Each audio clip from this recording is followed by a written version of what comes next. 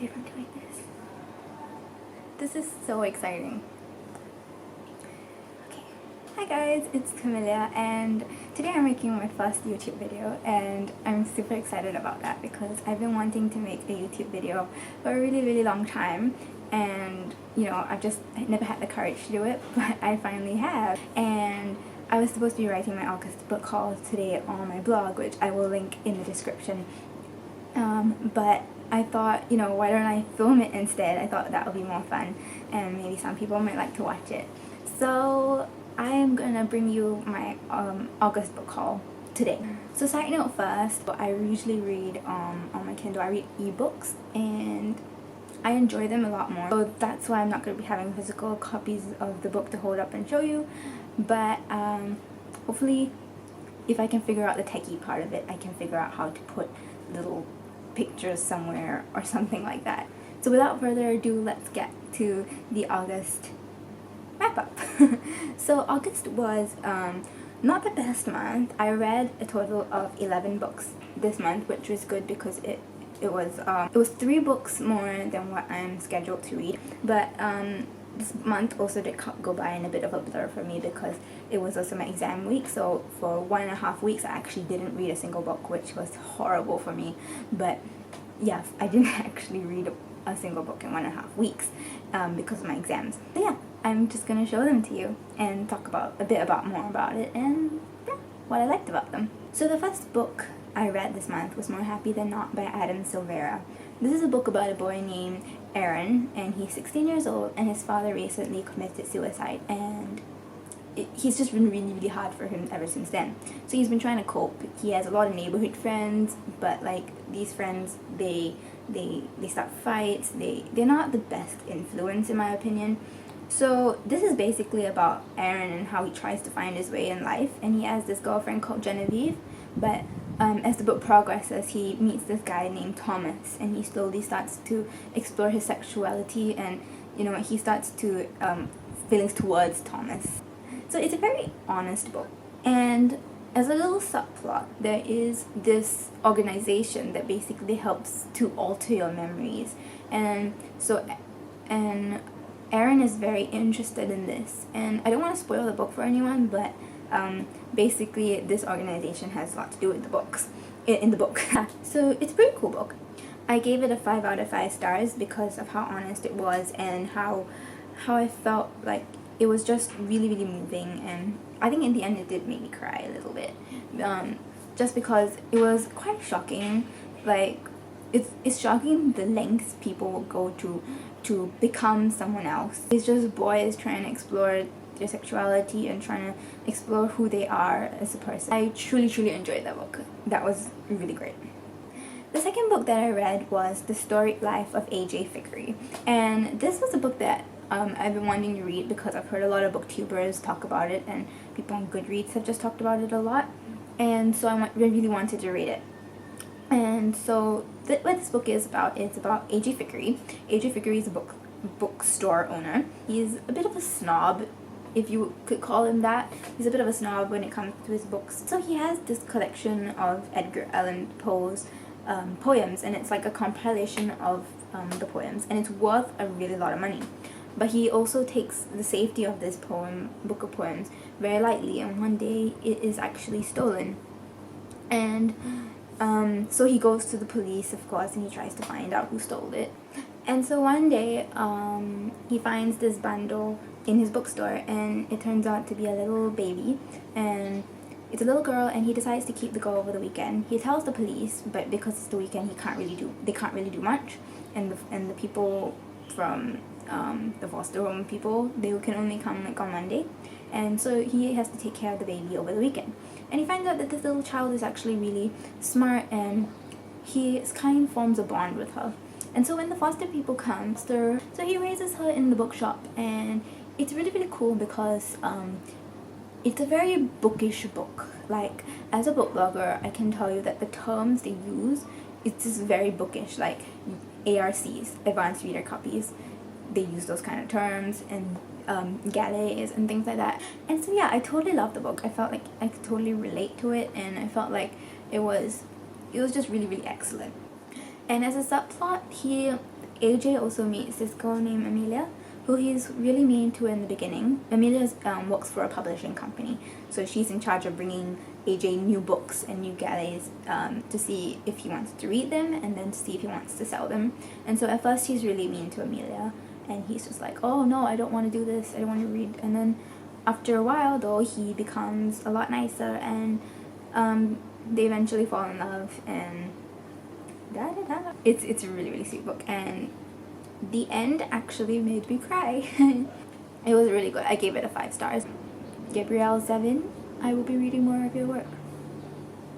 The second book I read was more of a graphic novel. It's called Through the Woods by Emily Carroll, and I think I read this during Booktubeathon. But Through the Woods is basically a compilation of 5 different books told, of course, in graphic sense drawings.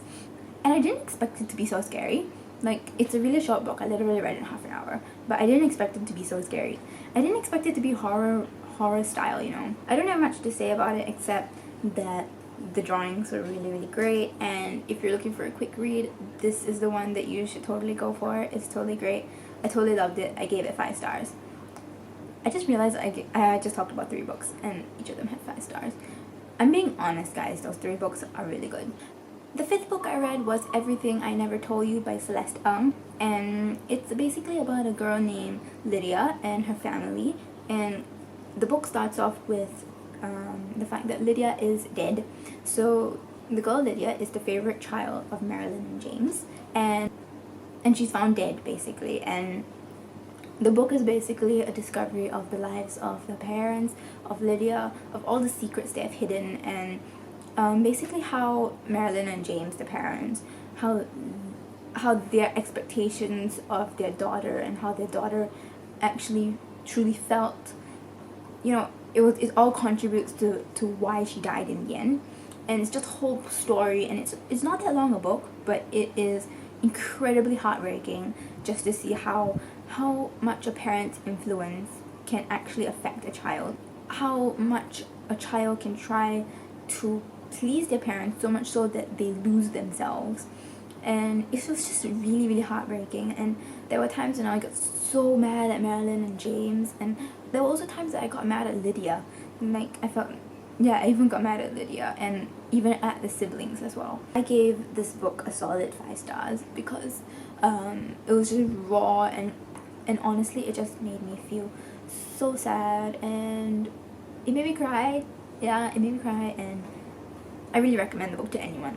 The next book I read was Winger by Andrew Smith, and Winger is a book that I've been wanting to read since last October. Of course, the book as well is really talked about in BookTube as well as Goodreads, so I really had to read it.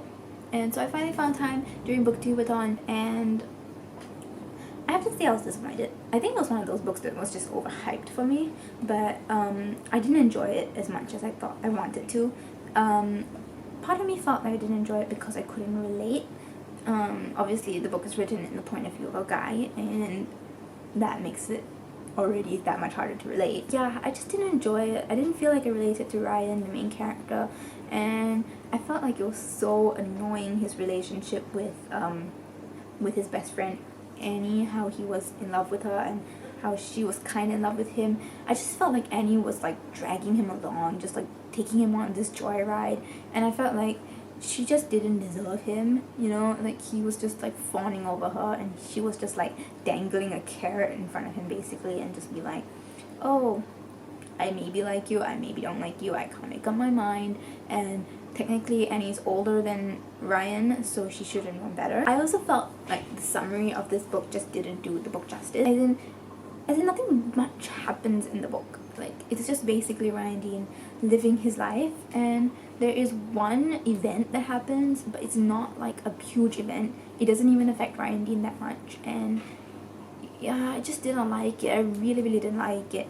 And so I gave it a 3 stars because it was an okay book. It wasn't the worst book I've ever read in my life, but I just felt like, no. Just, no. It just did not suit me. The next book I read was quite interesting. It's called Life on the Refrigerator Door by Alice Cooper. So basically what Life on the Refrigerator Door is it is basically a book that's written completely in notes that are left on the refrigerator door. So it's about this daughter and this mom and how they live such busy lives that they almost never see each other, and they communicate basically through notes that they leave on the refrigerator door. I randomly stumbled across this book in the bookstore, and I just picked it up, and when I saw that how short it was and how like it was just written like that, I just started to flip through it. I started to read it, and I finished it. Like, I just finished it in the bookstore, and it was amazing. I was standing there and I was like trying not to cry, but I was crying, and it was just so sad. The reason why it's sad is because the girl's mom gets cancer in the beginning of the book, and to me it struck a massive chord in me, because when I was 14, about 13, 14, I used to communicate with my dad a lot through emails. We would talk a lot about the hard stuff over email. It was a great way for us to communicate, and we had this agreement that we would just never bring the issues out of the email, basically. And this book actually made me think a lot about those times, because in the book the girl talks a lot to her mom about the hard issues, like the issues that she cannot face herself. It was just such a heartwarming book, and it really made me cry, and I was standing in the bookstore and I was crying. So 5 stars to that one. The next book I read will come as a bit of a surprise to y'all, that I'm reading it now, and I didn't read it when I was younger, but because it's a middle grade book, definitely, and I'm sure you kind of know already what I'm talking about. I'm talking about the Percy Jackson series. I haven't read it, and I really wanted to, because a lot of people talk about it. And so I read the first 4 books this month. That was The Lightning Thief, The Sea of Monsters, The Titan's Curse, and The Battle of the Labyrinth. In fact, I just finished The Battle of the Labyrinth yesterday, and it was amazing. The series is amazing, and I can't wait to get the last book. I'm so excited to see how the whole series ends, and I hear that Annabeth and Percy get together at the end. I've been waiting for that the whole book. So the humor in this book is quite juvenile. The way Percy talks, the way Annabeth talks, and Grover is very, very juvenile. And at first, and I did find it a problem, okay, I'll admit it, I did find it a problem, but that's because I'm reading this and I'm 18.